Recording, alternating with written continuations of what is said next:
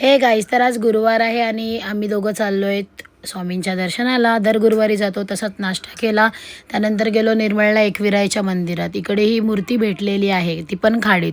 एकविरा माते की जय. दर्शन घेऊन खूप प्रसन्न वाटलं. त्यानंतर आम्ही दोघं फिरत होतो. मग घरी येऊन मी निघाली मुंबईच्या देवी बघायला, म्हणजेच लालबागच्या देवी बघायला.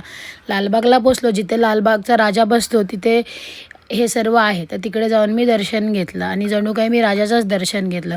त्यानंतर बघायला गेली लालबागच्या मातेला. लालबागची माता खूप प्रसन्न अशी दिसत होती.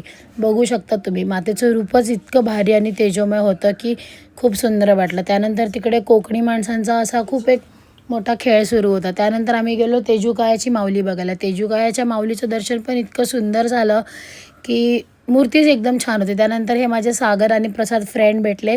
त्यांना घेऊन मी गेली चिंचपोकळीच्या आई भवानीला बघायला. आई भवानीची मूर्ती पण इतकी सुंदर होती चिंचपोकळीच्या की मन अगदी भरून येत होतं. आणि त्याच्यानंतर गेलो दगडीचाळला. दगडीचाळला एंट्रन्सच एवढा भारी केलेला होता. त्यानंतर दगडीचाळची देवी बघू शकता तुम्ही, इतकी सुंदर दगडीचाळची देवी होती.